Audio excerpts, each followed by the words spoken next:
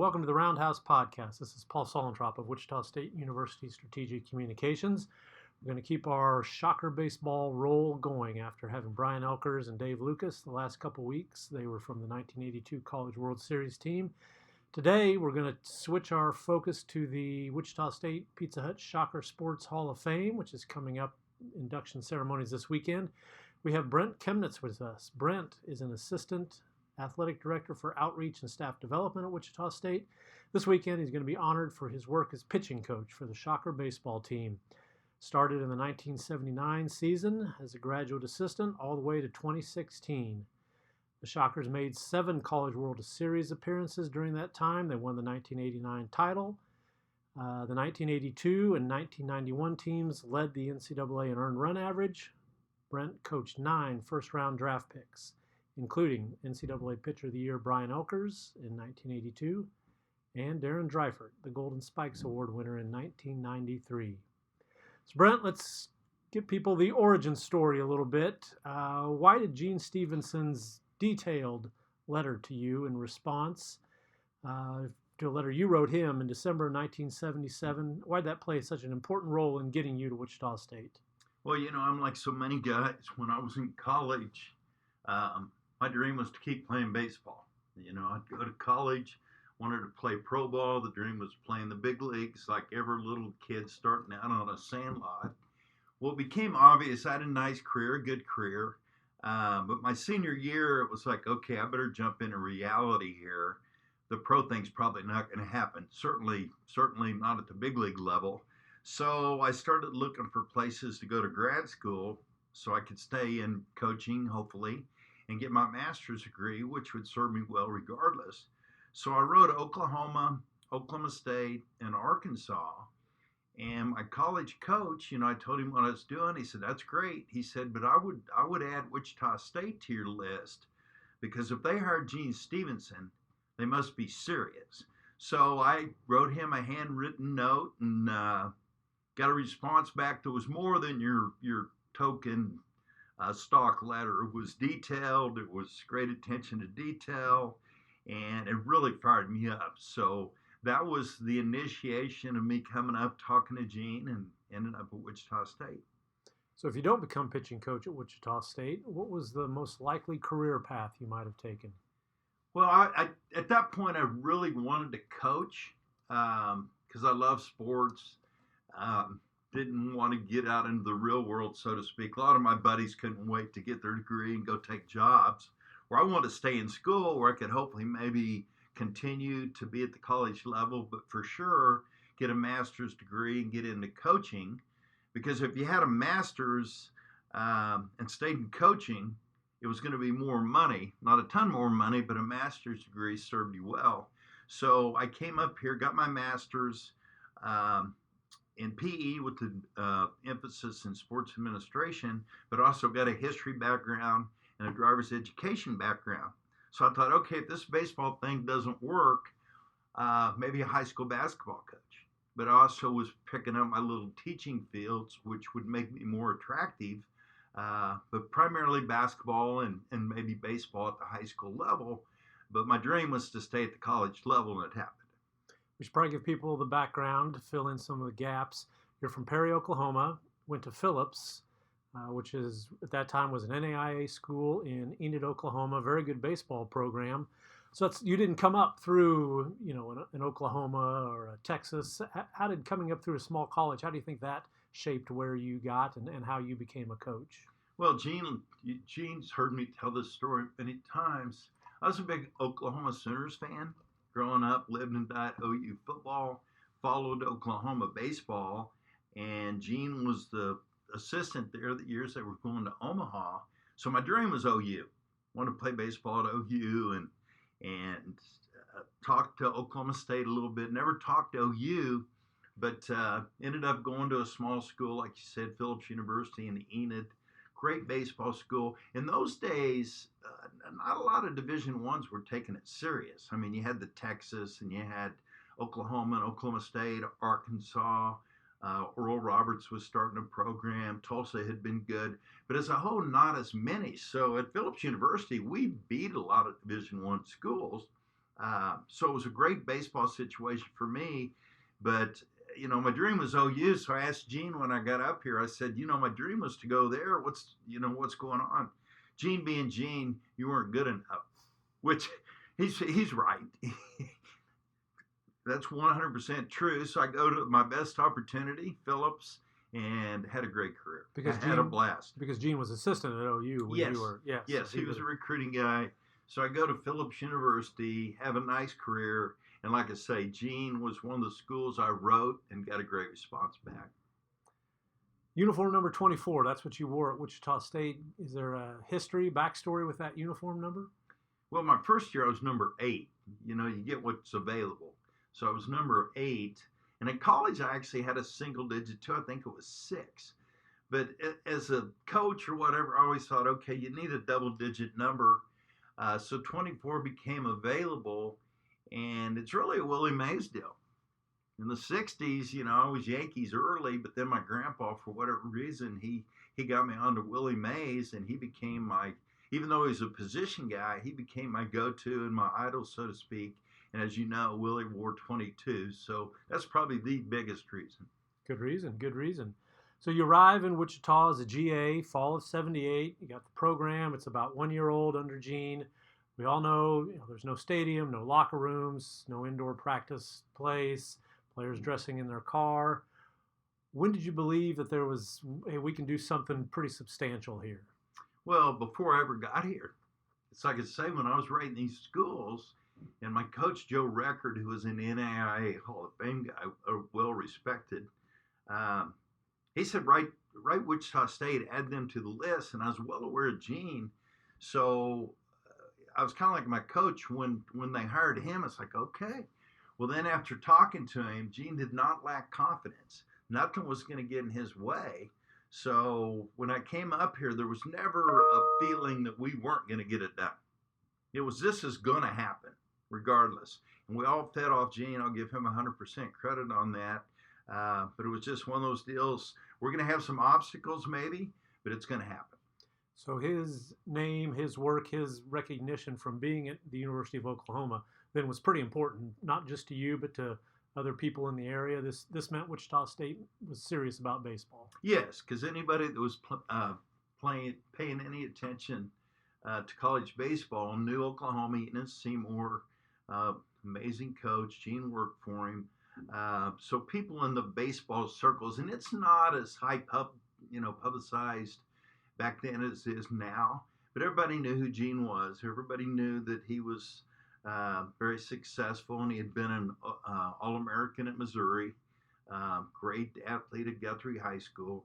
So people knew him. And I think maybe the most important thing is pro scouts. He had a great rapport with pro scouts, and that helped him, led him to players, and then I think they helped him and us once I got up here, put out a good word and say, hey, if you want to go, you want to get better, you want to go to a good program, you need to look at Wichita State.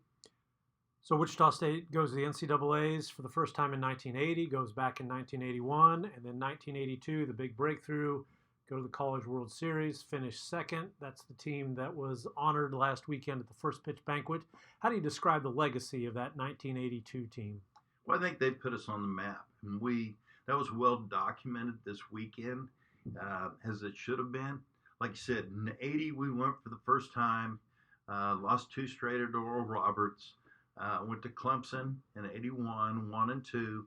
And then 82, there was kind of a turnover. We lost a lot of the first recruiting class. Joe Carter was a junior that signed, lost a couple really good pitchers. But we were fortunate that some of the seniors, or guys that could be seniors, didn't sign. Charlie O'Brien, Phil Stevenson, Jimmy Thomas, Don Heinkel. We had some good pickups, namely Dave Lucas. So the 82 team, it was kind of a crossroads. I think a lot of people said, okay, let's see what happens, because, some of those first recruits had graduated. Well, that team came together, got off to a slow start, 4-6, went and played at Texas, at Arizona State, got humbled, but man, did we go on a roll. And you could just see that team grow. You could see that team gain confidence. As a pitching coach, we ended up having 3 All-Americans, two that are first-round drafts, 2 that play in the big leagues. give up 1 run at the regional in New Orleans, go to Omaha, and we did not lack confidence. We didn't go there like, hey, we're happy to be here. We went there with, hey, we're going to win this thing. Came up a little bit short, but that team definitely put us on the national map and made people realize, okay, Wichita State, they're for real. The best story I heard while kind of researching the 82 team and talking to guys about the 82 team was Phil Stephenson getting hit in the jaw by an errant throw during the NBC World Series. That ended his talks with the Expos, Phil said, so that meant he was for sure coming back to Wichita State. And then I heard it was Jim Thomas that threw the ball. Was that story discussed this weekend? Oh, yes. And I totally forgot about that story. Because, you go through the summer, and in those days, guys could sign all the way up till the first day of class. So you're always uneasy because what happens a lot of time, if one signs and another one maybe signs, and then you may lose them all. But if there's solidarity and it's like, no, let's all go back and make an impact, that can happen. Well, I totally had forgot the Phil story, but that was, and then JT being the one that hit him made it more entertaining. But Lauren Hibbs brought this up, and I totally forgot. That was a strike year in 81.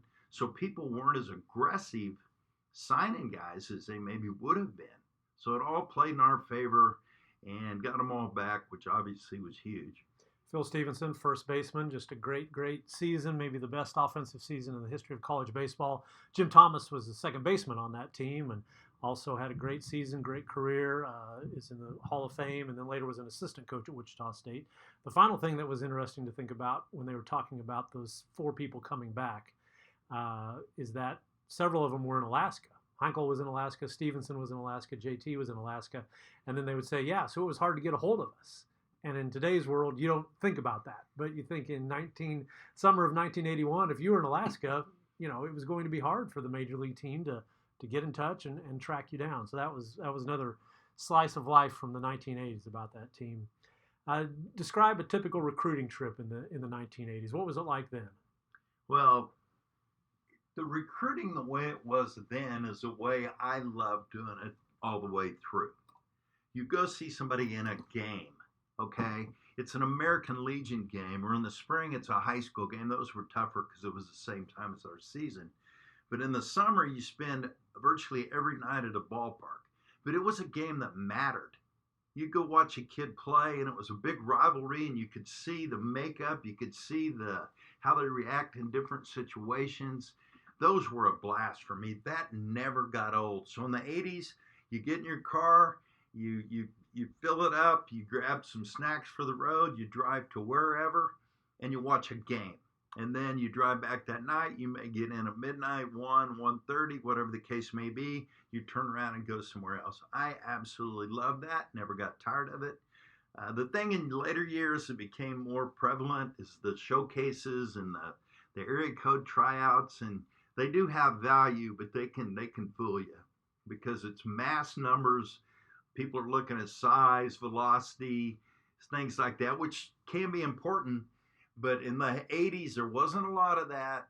It was going to watch guys play in legitimate games. And like I say, I absolutely love that. Do you have a favorite small-town baseball stadium that you always enjoyed going to on a June night? 100% Enid. Okay, I went to college in Enid, Phillips University, and the old Phillips Failing Park was just a great feel, great tucked-in atmosphere there on the campus. But in later years, they built David Allen Coe Park in downtown Enid. One of my good friends, Bill Mayberry, was instrumental in getting that built. So if people love any kind of baseball or history or culture, go to that field in Enid. It's got a little train that goes by out in the outfield. It's in downtown Enid. But that would be my favorite. Let's see. Brandon Baird was from Enid. Brandon Baird was in the from 90s. Enid, yes. Blake Hurlbut. Tyler Fleming, Tobin Matejcek, Jim Hepburn in the 80s. But I always used to look for reasons to go to Enid. But the other thing is they'd have tournaments down there, so you could go down there and see people from other schools as well. So the famous 1982 rotation, Brian Elkers, Eric Sonberg, Don Heinkel, each of them earned All-American honors. All 3 were drafted. Elkers and Sonberg went in the first round. How much did their success help the program's credibility? Well, I don't know if you can put a price on it. It was well documented this weekend. I don't know if there's a better rotation ever. It's the best we've had at Wichita State, but I don't think you could have one that's better anywhere. All three were All-Americans that year. It played out because we made it to the finals of the College World Series. Two were first-round drafts, Elkers and Somberg.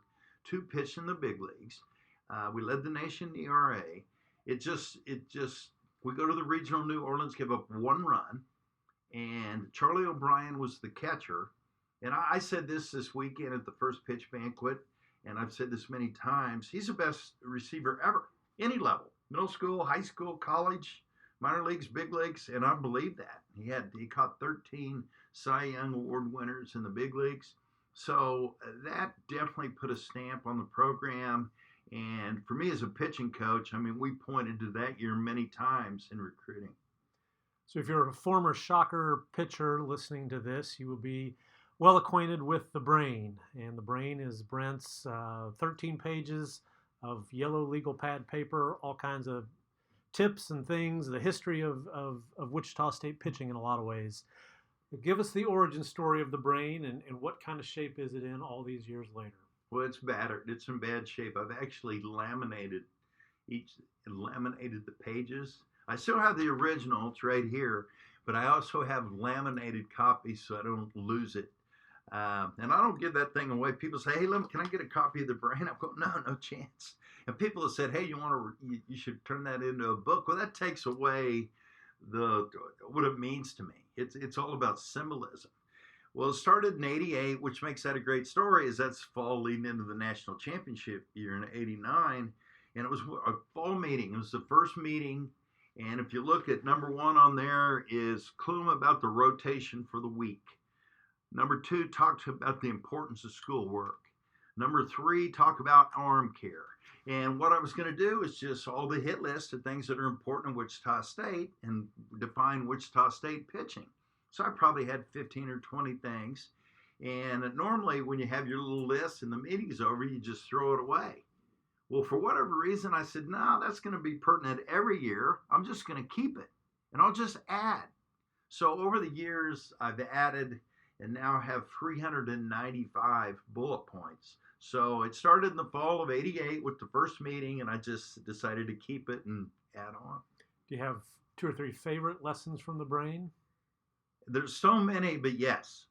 And kind of back and off from that, when we'd have these meetings, I do the meat and potato stuff. I'd have 3 or 4 things that we needed to cover. And then I'd say, okay, let's just throw it out there. Give me a number. And like I say, it grew as years went on. But 3 of my favorites, I think one of them is confidence at the end. Every coach in the world talks about confidence. Okay, so that's standard. It's not like I'm breaking new ground there.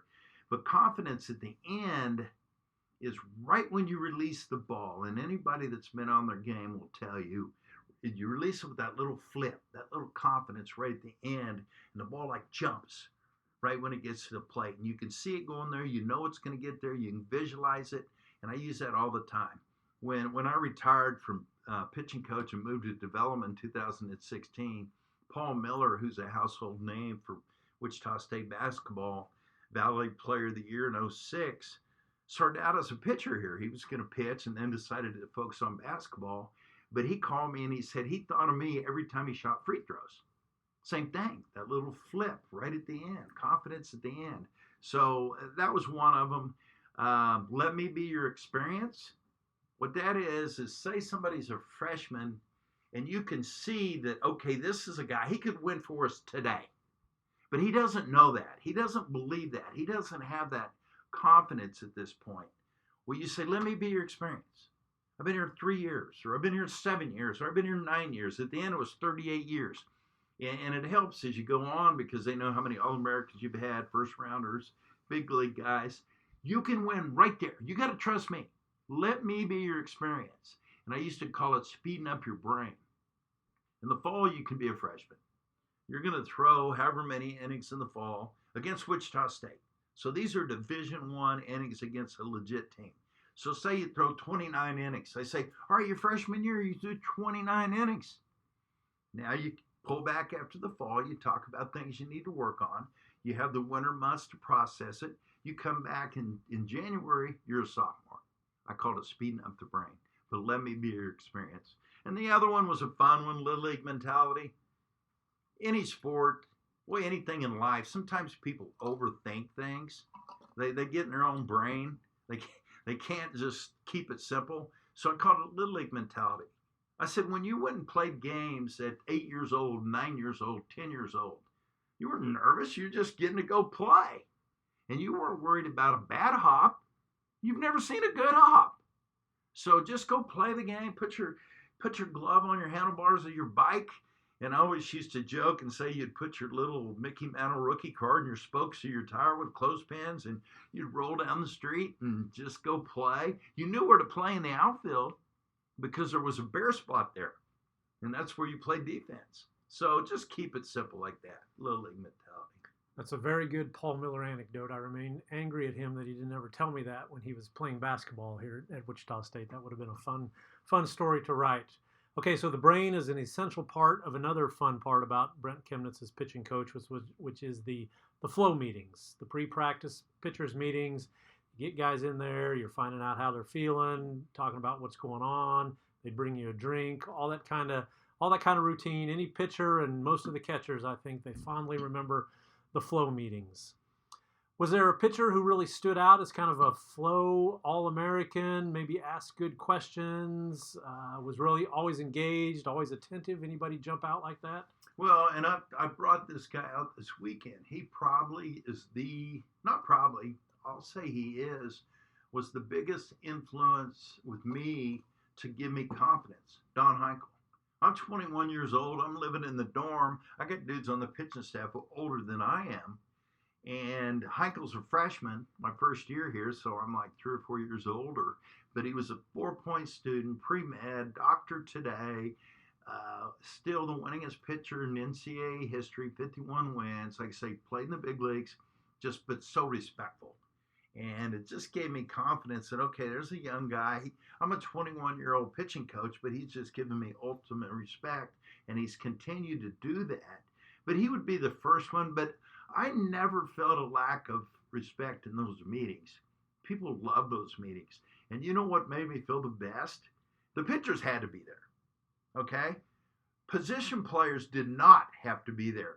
I used to have tons of position guys that said, hey, man, I need my brain freshened up. Can I set in? The Andy Dirks of the world and guys like that. I had tons of position guys that would set in on my meetings. So then I was like, okay, this must be pretty entertaining. And I felt like I gave good information, but anybody that knows me at all knows that I'm always going to have a lighter side, mainly to amuse myself. But yeah, the position guys sitting in always made me feel like, okay, this is well received by everybody. Definitely. A lot of Shockers have fond meetings of the flow meetings. How often did you go to the mound certain you were going to get thrown out of the game, ejected at that point? Well, my fair share. If somebody begins squeezed, my big deal was if you're right around the zone, you're getting squeezed, and that umpire has an attitude, I'm not going to last long. Because here's one of my deals is I would tell the pitchers and catchers, don't ever show up an umpire. On the mound, don't ever show an umpire up. Catcher, same thing. I said, I got it. If you need to be defended, I got your back. So those are the things that needed to happen. Guy right around the zone, getting squeezed, and an umpire with an attitude. Because if a pitcher's everywhere, well, then I'm not going to defend him. Or if I go out there and they say, no, those are balls, they're close, but they're balls, well, then what am I going to say? Okay, so then I back off. But if they say, oh, yeah, he's getting squeezed. And then the final one, if you get an umpire that's maybe missing some and you got a guy that is throwing strikes, but he's like, man, hang with me. I'm struggling. I get it. I'd be frustrated too. It just gave me that. It calmed me down in a heartbeat. Kind of rattled me sometimes because sometimes I wanted to get tossed. But if they came with that attitude, I'd calm down in a heartbeat. But if they came back at me like, we're not talking balls and strikes and get back in the hole or whatever, oh, I'm out. I'm done. And I knew it. So there was my fair share that I'd go out there and say, look, I'm going to get tossed. don't get caught up in my craziness. Right after I get tossed, work the third to first. This hitter pounding him in, make sure and pound him in, whatever the case may be. But a lot of times I told him it was going to happen. Which catchers did the best job with some soothing words for a struggling pitcher? And our catchers, I always used to tell people, I always felt like I had a great relationship with the pitchers, but the catchers were my boys because it's like you feel like they're an extension of you. We're figuring out what makes each guy click. We've had what 6 of our catchers catching the big leagues, so there was always a great rapport there. I'd say Wedge because Wedge was great with everybody. Charlie O'Brien, as I mentioned earlier, best catcher, best receiver at any level ever. Charlie was great with the Sombergs and the Heinkels and the Elkers and the All-American guys. Charlie didn't have a lot of patience for guys that couldn't spot their fastball and got in their own heads. And that would kind of play out in the big leagues when he caught 13 Cy Young Award winners. Guys like Maddox wanted him. Clemens wanted him. He was amazing. But as far as the guy that connected with everybody, we had a lot of good ones. Doug Mirabelli was really good, but I'd say Wedge. Eric Wedge, of course, catcher on the '89 College World Series champions, currently the Shocker coach. All right, let's take away '89 when the Shockers defeated Texas in Omaha. Well, give us a couple other victories that really stand out. Well, for me, and I mentioned the 3 wins in New Orleans to get us to Omaha for the first time. Those are huge. But I've been asked many times, okay, this is probably a tough question. You know, everybody assumes that the '89 championship against Texas, which it is, it's won. But I'm telling you what, it's not as big a gap as you might think. Number 2, going down to Oklahoma State in 1988. They had gone to the College World Series 7 years in a row. We ended their string. We went into their park and we had swag, but obviously so they. So for us to go down there and beat them in their regional to end their string of going to Omaha in 1988, that's a close 2. How far down the list do we have to go for the first matchup with Creighton in the 1991 College World Series? Well, Jim Hendry's still a great friend today, and it was obvious late 80s that, okay, they hired the right guy. Jim Hendry, he can recruit.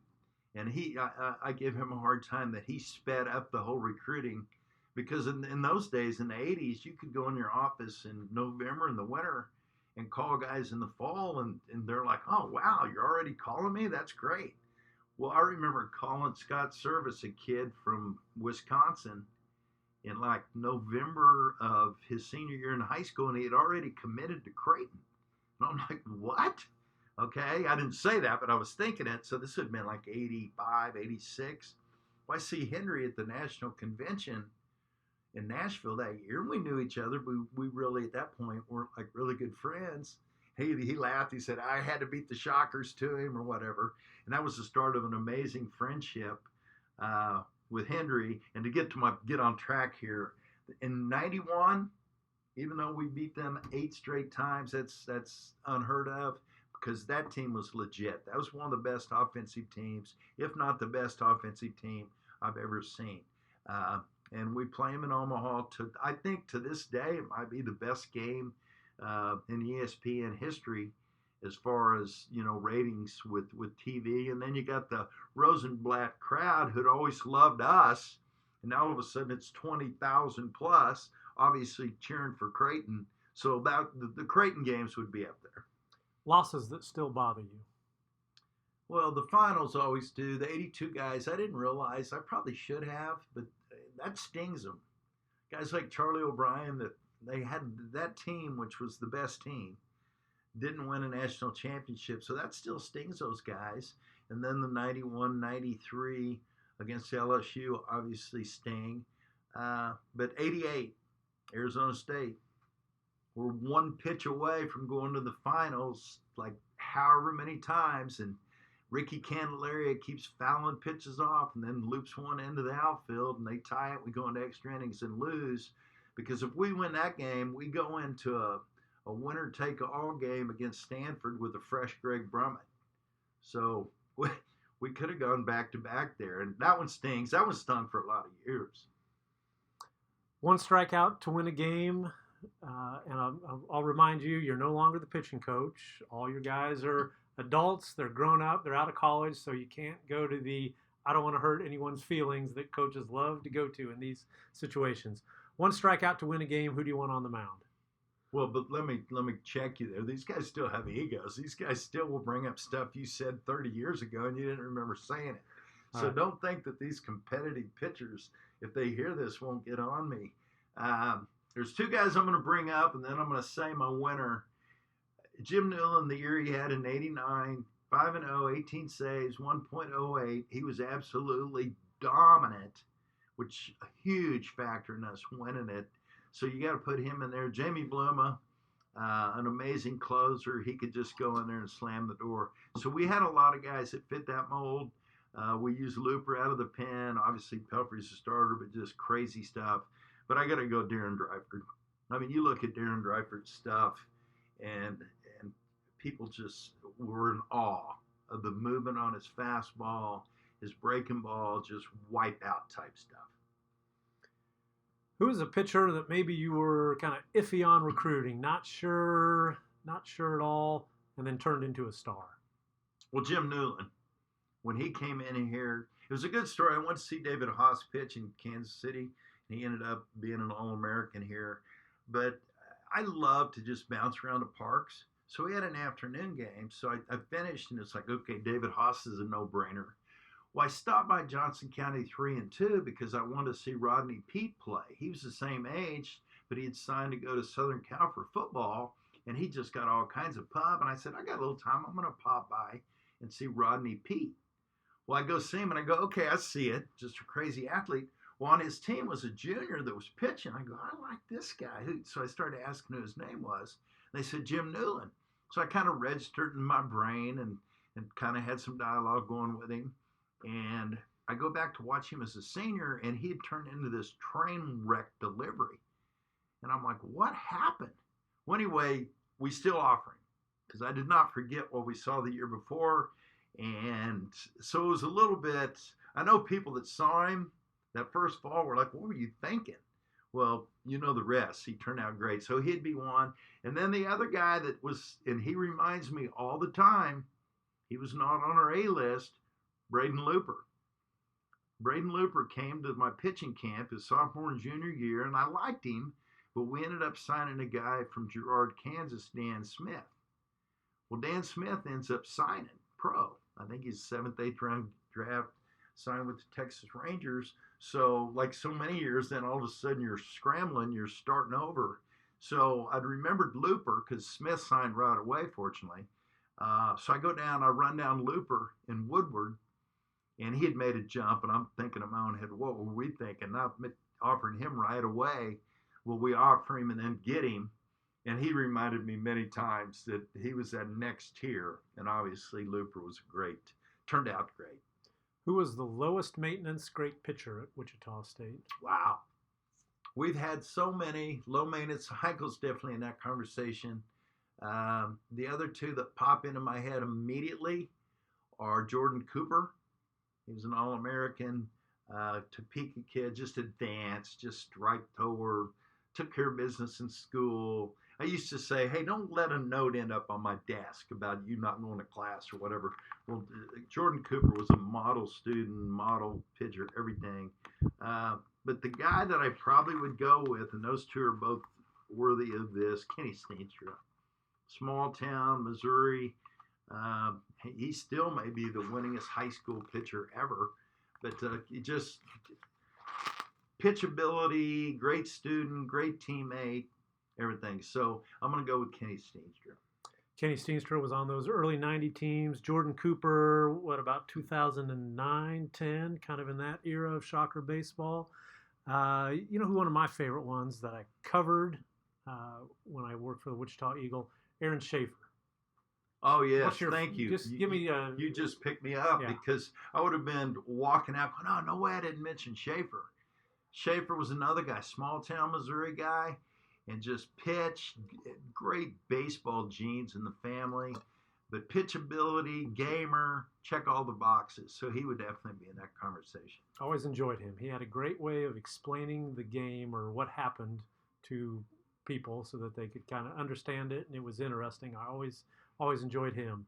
Highest maintenance great pitcher at Wichita State. Jim Nolan, easy, no brainer. And I hope he's listening because we laugh about that so much, and he does too. He's got an amazing sense of humor, and he put together the most dominant bullpen year. Like I said, he's the only guy in the program I can throw out his numbers. 5-0, 18 saves, 1.08 ERA, but he was high maintenance. Me and Wedge double teamed him his junior year as far as working his brain.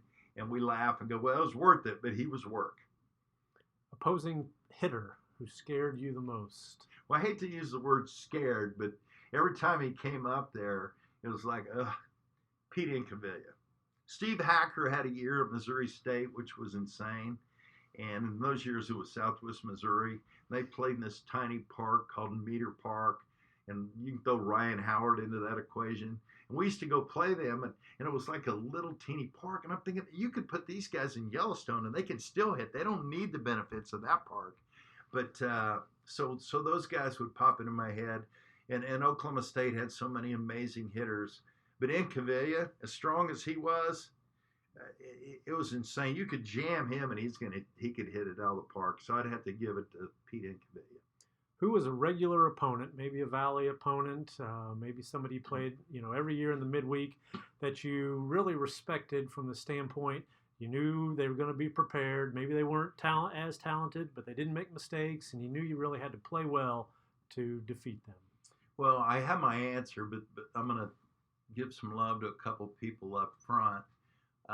It seemed like Creighton always was well prepared, always had good teams and different type teams over the years. The Jim Hendry years, amazing offensive teams, and his pitching coach, Todd Wimberg, still a great friend, did a good job with the pitching staff. So those teams were dominant. And then, you get into the Valley years, it kind of varied. Some years it was Indiana State, Missouri State, Southwest Missouri was always in the equation.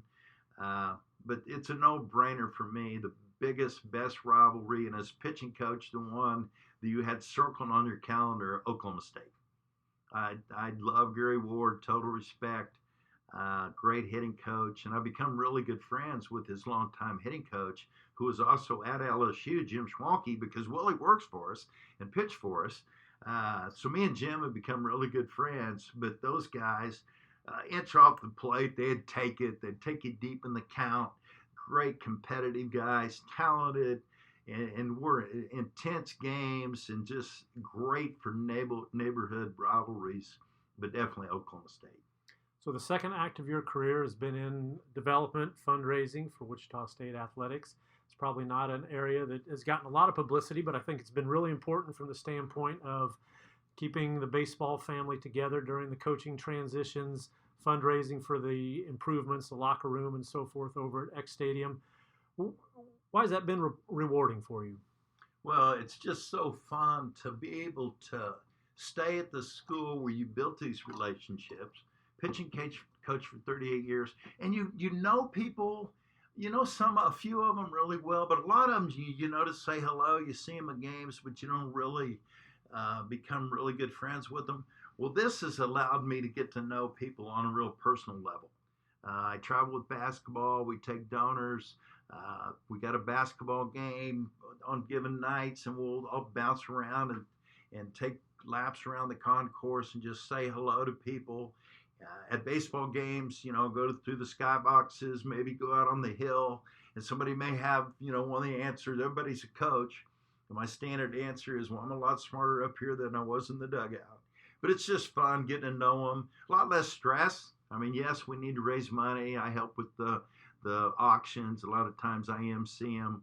But just getting to know people and on a more personal level. And I always tell them the same thing. If they want to hear baseball stories, I can tell them with the best of them. But I like hearing their story. Okay, when did you know? Like Frank and Dan Carney, they probably told me the pizza story 50 times. But, that's one that's, well documented. But there's a lot of those other people in Wichita that have been very successful that I've gotten to know. You're around them. You want to hear what they have to say. And you'd be stunned how many times those lessons translate to sports and just life in general. So I'm having a blast. Did you, when you were selling Wichita State football tickets for former athletic director Ted Bredehoft back in the late 70s, did you have any inkling that could kind of come around full circle for you? Well, Paul, I could always sell. Cub Scout Carnival tickets when I was 7, 8 years old, I could sell.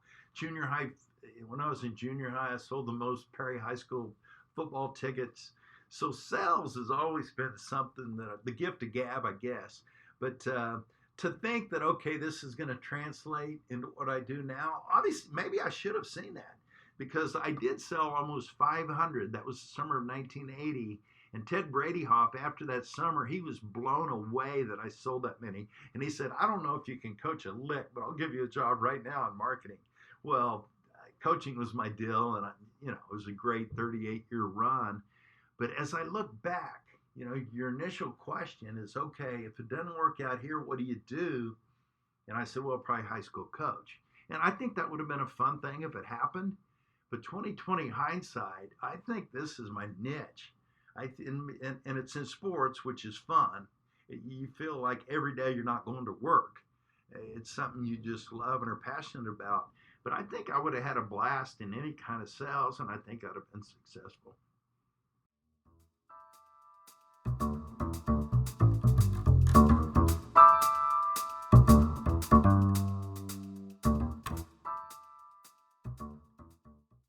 Thank you for listening to the Roundhouse podcast, courtesy of Wichita State University Strategic Communications. We appreciate your time. We encourage you to rate, review, subscribe wherever you get your podcasts, such as on iTunes or Google Play. You can find more Roundhouse content at GoShockers.com. Thank you for listening. And they let him pass it up court, and then it gets picked off. A long three by Pangos, no good. 1 second, it's over.